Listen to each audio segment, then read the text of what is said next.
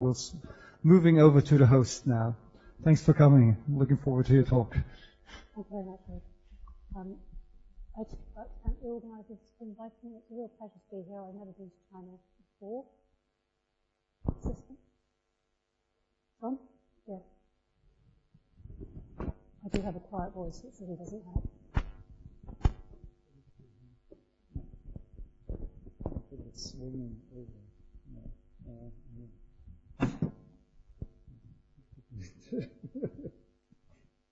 You have difficulty breathing. Yeah, I'll let you know. Thank you. Okay, that's better. So yes, I too would like to thank the organisers for inviting me. It's my first time in China. I'm very excited to be here. And I am going to talk to you from the host side of infection. I have to say, Mike, I really admire your ability to get off an aeroplane and give a talk. I couldn't have strung two words together yesterday. And so my lab works principally on pattern recognition receptors and how they respond to infection with Salmonella. Because I'm not a microbiologist, I work with very talented microbiologists, so people like Duncan Maskell and Jay Hinton, who keep me on the straight and narrow and make sure I don't do anything too rash where bacteria are concerned. Salmonella expresses a number of pattern recognition associated molecules that activate a range of PRRs. There's just some examples here. And I'm going to predominantly talk to you today about flagellum, which is able to activate TLR5 and NLRC4 and NAPE and complex. And then touch a little bit on some of the type 2 secretory proteins, PRGJ and PRGI, which can both activate the NAPE and NLRC4 complex. So this is an old slide made by Seeming Man when he was a PhD student in my lab. And really this just summarises some of the aspects of pattern recognition receptor signaling. So extracellularly, Salmonella is recognised by TLRs, and that drives the transcription through NF-kappa B of pro-inflammatory cytokines, such as pro-IL-1 beta and pro-IL-18. And then once Salmonella gets within the Salmonella-containing vacuole, it uses the type 2 secretory system to deliver the flagellum and PRGJ molecules, PRGI. These molecules both activate the NAPE and NLRC4 complex. On activation, NLRC4 oligomerizes, recruits an adaptive protein called ASC. This then recruits and processes the adaptive molecule caspase 1. And in the context of NLRC4, caspase 1 processes pro-IL-1 beta and pro-IL-18 to drive the formation of the mature cytokines. It also processes a protein called gastamine D, which embeds itself in the cell membrane, the food form, and causes pyroptosis, which is a specialized form of cell death. Salmonella is also able to activate a second NLR called NLRP3. We're not entirely clear what the ligand is for this in the context of Salmonella. NLRP3 also oligomerizes, recruits ASC, processes pro-caspase 1, but in this case it predominantly drives the processing of IL-1 beta and IL-18 in the context of Salmonella infection. The cell death is not something that really occurs much in the response to NLRP3 activation by Salmonella.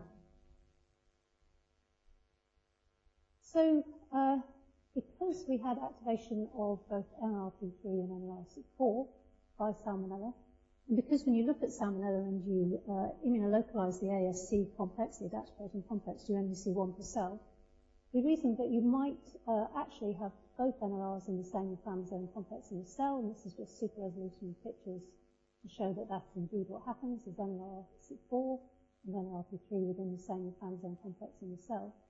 But what we also found was that this inflammasome complex was able to recruit different effector molecules as well. So here's caspase 1, but it also can, here's caspase 1, but it can also recruit caspase 8. And so this led us to think that, in fact, a single inflammasome is able to contain multiple NLRs and multiple effector molecules to tailor the appropriate immune response to what is required by the pathogen. So what's the role of a pattern recognition receptor in vivo? So, actually this is dying, I think I'm just looking at. Oops.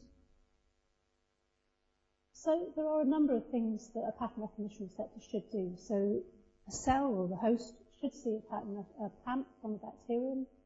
This should then activate an innate immune signaling response to control the pathogen infection. And if it does this, then a successful innate immune response will help clear the pathogen infection. But obviously, if it gets out of hand, if it's dysregulated or overactive, you'll get a severe inflammatory disease, which is what you see in sepsis.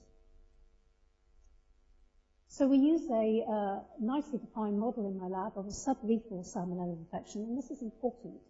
This model was worked out by Carlos and Maitri, and what happens is you inject an attenuated salmonella strain in vivo into your wild type or your inflammasome deficient mouse, and then you measure the bacterial numbers in the organs over time, in spleen and liver. And if you do this, what you'll see is that there's a drop in bacterial numbers on day 1. This is driven by complement ROS and NRAM. Bacteria then grow at 1 log a day until the growth is controlled. And this is driven by the inflammatory response, which is TLR4 plays an important role in this, as does IL-12 and IL-18 and NK cells.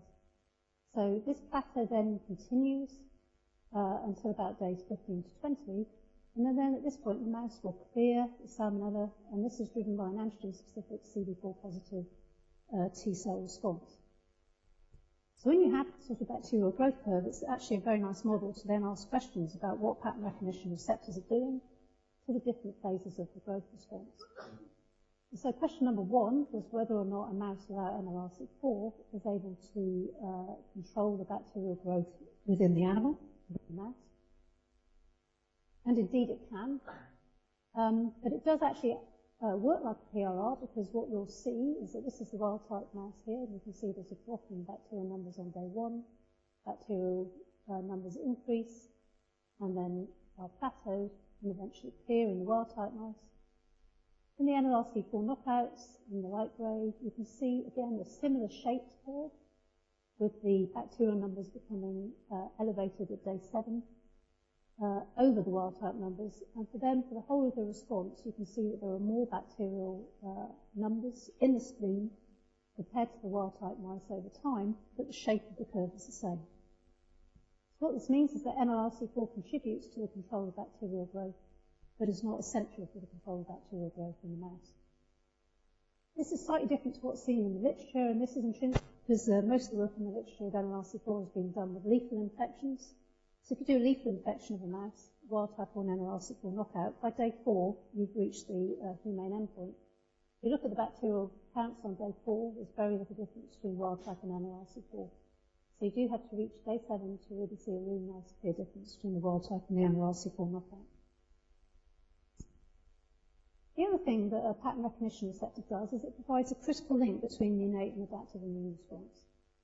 So you would expect that the pathogen arrives in the host, that the host is able to detect which pathogen it is through the pattern recognition receptor, but then the pro-inflammatory cytokines that are produced should then enhance and aid the development of good effector and memory immune responses.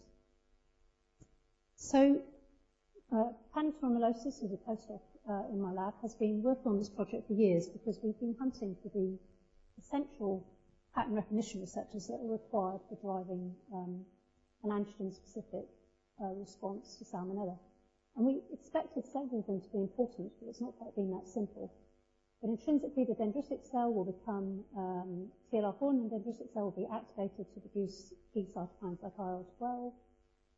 The NLRs, by producing IL-1 beta and IL-18, should also contribute to the development of the adaptive immune response. And the pyroptotic cell death is also likely to play a role.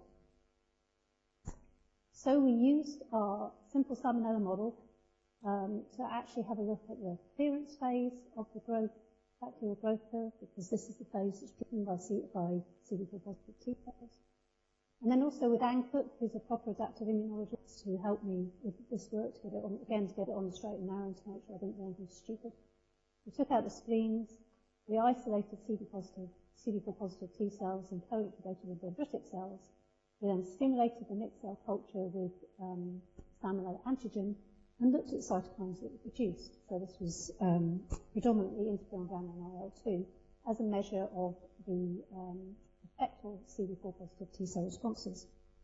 And we knew they were effector because we took the spleens early at day 7, and this is the time point at which effector CD4 positive T cell immunity starts to develop.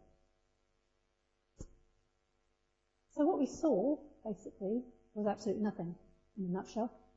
But we saw that in the vaccinated mice, mice that had been challenged with a bacterium, we saw that we got very nice effector responses, interferon gamma production in the wild-type mice, and that this was the same in the NLRC4 knockout mice. So the effector CD4 positive T cell responses were not affected by lack of NLRC4 at all. In fact, neither were the antibody responses. These were all the same between the wild type and the NLRC4 knockout. We were very careful to control these responses for antigenic load in the spleen because differences in bacterial number can affect the responses that we see, and that this is not important in our model. So what about the memory responses? So this time we take the spleens at day 60 to 90 after the mouse has cleared the bacterium. Again, we isolate this time memory CD4 positive T cells, and after co-culture with dendritic cells and the Salmonella antigen, we have a look at the Th1 responses. And this time I got a bit of a surprise, because what we found was that in the NLRC4 knockout mouse, we actually got enhanced Th1 CD4 positive memory responses, which is not at all what I expected. I thought pattern recognition receptors were supposed to facilitate adaptive immunity, whereas here, what we're seeing is that without pattern recognition receptor of NLRC4, we're seeing enhanced CD4 positive T cell memory responses. This was a surprise. If we look in other molecules in the pathway, so cascaders, we look at NLRP3 knockouts, for example, and ASC knockouts, we don't see any significant effect on the development of the memory CD4 positive T cell immunity. So this response is specific to NLRC4. Why? Well, actually what happens is if you do an ELISpot assay, this time where you're looking at the number of CD4 memory cells that are producing the cytokine, what you see is that in the NLRC4 knockout, you can see an enhanced number. This is the top graph on the right-hand side. This is not working very well. You can see in the grey you've got an enhanced number of memory cells producing interferon gamma. So what's happening then is without NLRC4, you're seeing an increased number of cells in the CD4 positive memory pool that are specific for Salmonella.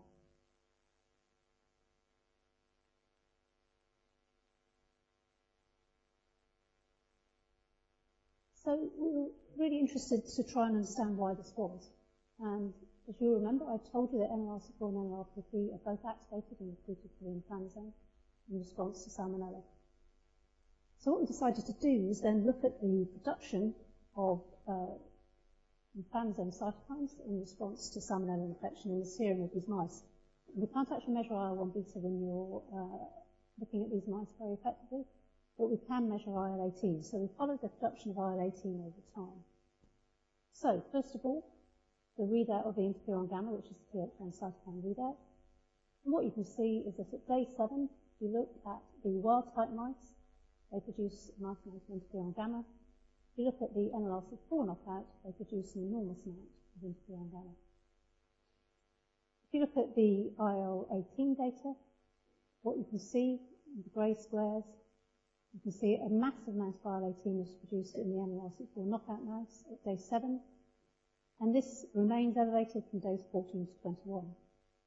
Whereas the interleukin-18 produced by the wild-type mice peaks at day 7 and then drops off quite rapidly.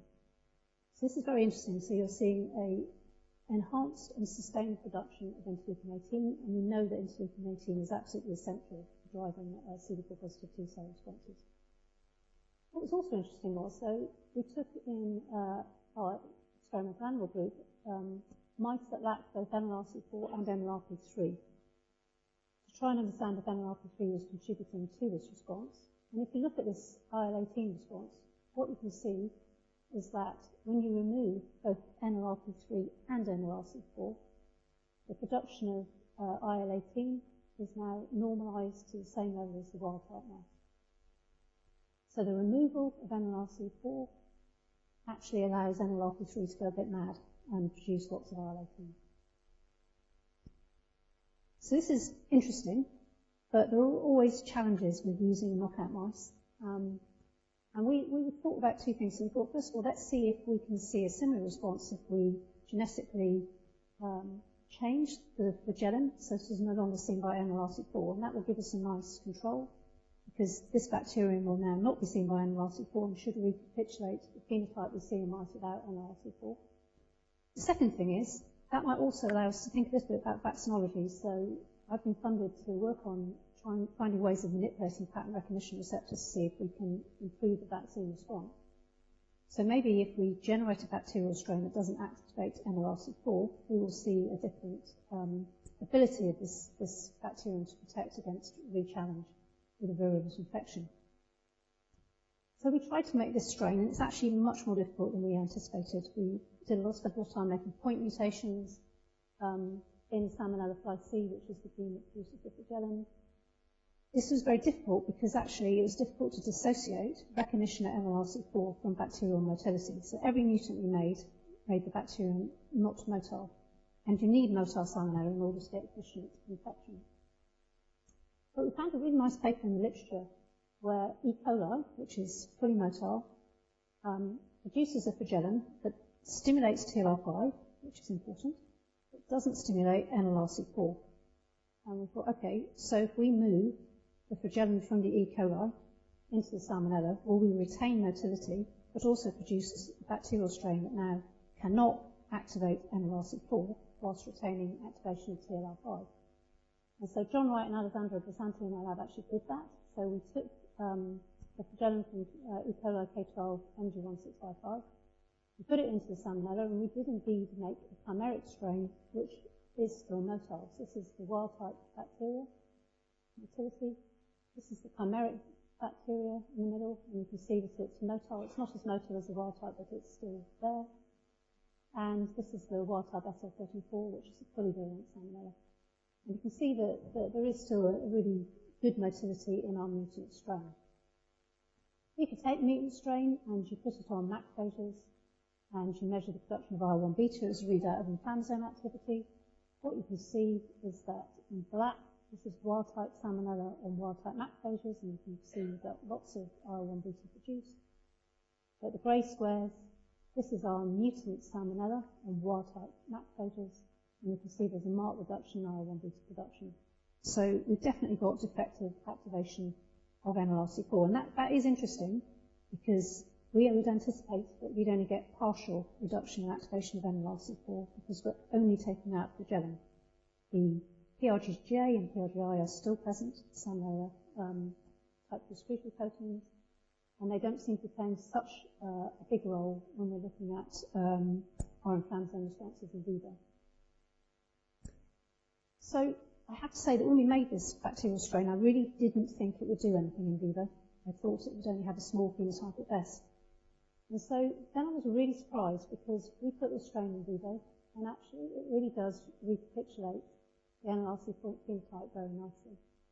So in black, we have the wild-type bacterial plants with the wild-type bacterium, and you can see a nice growth curve as you expect. In grey, you can see our chimeric mutant, and you can see that it's got elevated bacterial counts and clears nicely in exactly the same phenotype that we saw for the NLRC4 knockout mouse. If you look at the cytokine production in these mice over time, what you can see is that the chimeric strain elevates IL-18 in a very similar way to the elevations in IL-18 seen in the NLRC4 knockout. It also elevates interferon gamma in a very similar way to the elevations in interferon gamma that you see in the knockout strain.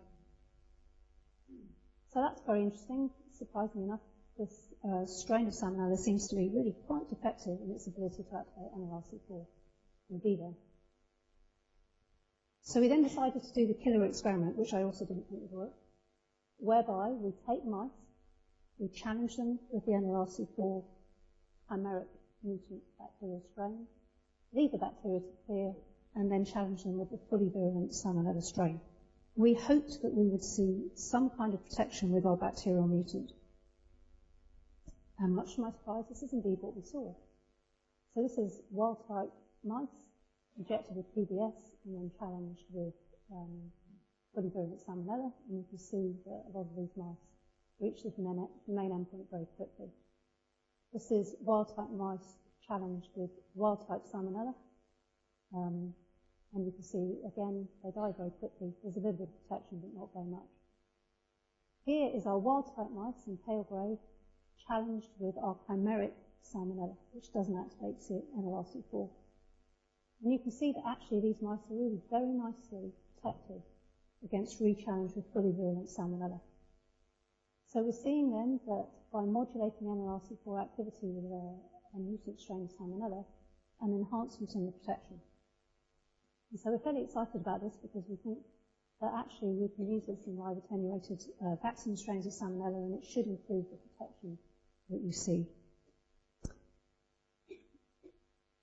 So in conclusion then, I've shown you that activation of NLRC4 plays a minor role in regulating the bacterial load during Salmonella infection. Surprisingly for a PRR, for a pattern recognition receptor, NLRC4 suppresses the development of CD4 positive memory Th1 cell immunity. And that in the absence of NLRC4, NLRP3 drives a compensatory spike in IL-18 production to propagate the CD4 positive T cell differentiation. So I don't know if this is a response of the bacterium to reduce the levels of protective immunity that are given, or whether NLRC4, actually its role is to prevent hyperactivation of NLRP3. Thank you very much.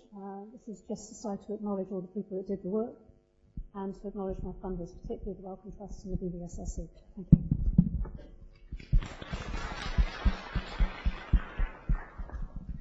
Thank you very much. I always wonder how much is this dependent on, or these effects are dependent on the genetic background of the mice. I mean, what kind of mice do you? Yeah, so these are all backcrossed 10 times on black 6 background, but that was the reason why we also did the bacterial mutant, because that is a concern, okay? Yeah. And so the bacterial mutant recapitulating the phenotype that we see with our NLRC4 knockout actually makes this particularly powerful piece of work. But you're confident you can recapitulate this in a different mouse strain as well? Yeah, and it's always a problem because black 6 don't have enzyme. Yeah. That's always the challenge, but we're very specific about what we do and how we do it. So I was so surprised to see those results. We haven't actually done this experiment in different strains of mice, but that's obviously the next thing we're going to do. Okay. Yeah. Question? How is the composition, the mixed composition of NLRs in the inflammasome controlled, or is it stochastic? Is anything known about that? That's a great question. So, I'm just trying to think about that. When we did our super resolution studies, we always saw both NLRP3 and NLRC4 in the inflammasome complex, but we did that as a late time point in the infection process. At which point, because there's a stochastic process of how important each NLR is during infection. So NLRC4 is activated very early, and NLRP3 comes in a bit later. So I don't think I can actually answer that question. At least I could if I did the experiments. I don't think I've actually done the experiments to actually answer that. And if NLR3 is dampening the other one, that maybe it's coming into a complex late in the infection. Yeah. So we initially thought when we did that work that the two were kind of working in concert with each other to produce cytokines, but I'm now beginning to question that concept, and that maybe one is actually inhibiting the other in order to have an effect. And I think that actually is my interpretation of what So you might want to look at early time points and see if the composition is different. Yes, no, I agree completely. Thank you for the talk, Prof. My question may not be tightly related to the topic, but I just wonder if you know, in any cases that caspase-3 is activated instead of caspase-1, because I see some reports saying caspase-3 can be the canonical caspase, which is activated in epithelial cells or macrophage without caspase-1. Yeah, so I think if you take out caspase-1, you can recruit caspase-8. I think also we've now got some data that suggests you can also recruit caspase-3. It depends what's actually present in the mouse at the time. Okay, so, but physiologically, we've done a little bit of work. We did a little bit of work a long time ago, which showed there was a little bit of activation of caspase-3 in our mouse model of Salmonella. But predominantly, we don't think that's actually what's driving this process, but I can't be 100% certain without actually doing those experiments. And once you take caspase-1 out, then you change the profile of what can be recruited to the inflammasome. So the real question then becomes is how physiological is that response? So, but it's an interesting point. Okay, thank you.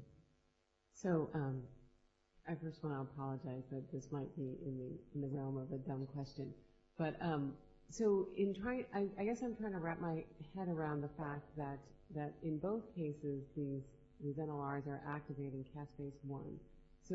So do you think that the different ones have a different efficiency in the amount that it gets activated?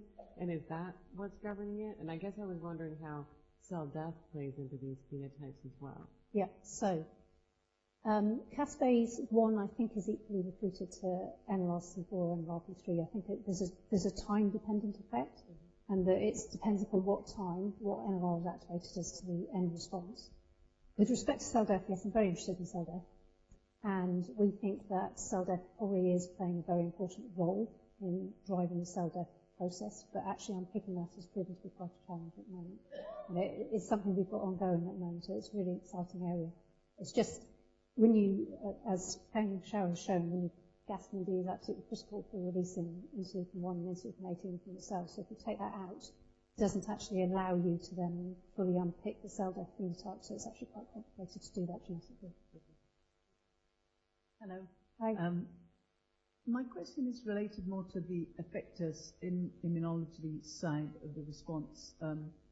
In the path where we saw this IL-18 dependency, do you know if IL-12 is also required for these gamma-producing T helper cells? Yeah, it is. It's very important. In that particular pathway? Yeah, yes, it is. It is, and it's driven. Certainly in our hands, we see a lot of role for that for TLR4. What's interesting, though, is TLR4 is absolutely essential for that process, but if you take TLR4 out, you still get a very nice adaptive immune response. Okay. Yeah. Probably coming through another stimulus. Yeah, it's kind of annoying, as I was hoping the story would drop out a little bit more clearly than it has. So, and this is a sort of a surprise, really, along the way.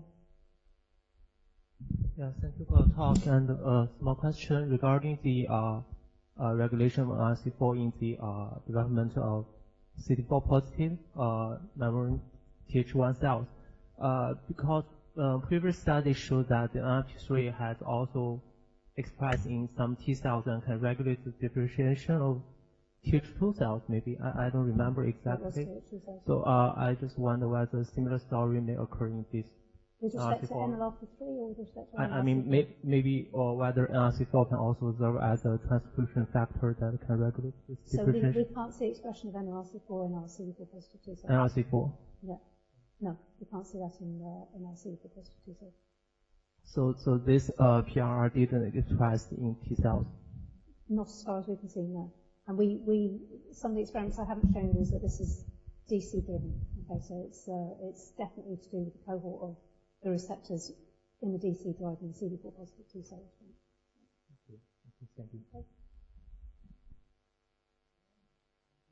Thank Yeah, you. yeah. I guess this ends the session, which I think has been great first evening of this conference. So let's give Claire a hand again and all the speakers. So I hope we'll see all of you back tomorrow at 9 o'clock. It's going to be a great session, so you better be on time, I would say, and then enjoy the rest of the evening and your discussions over beer. Thank you.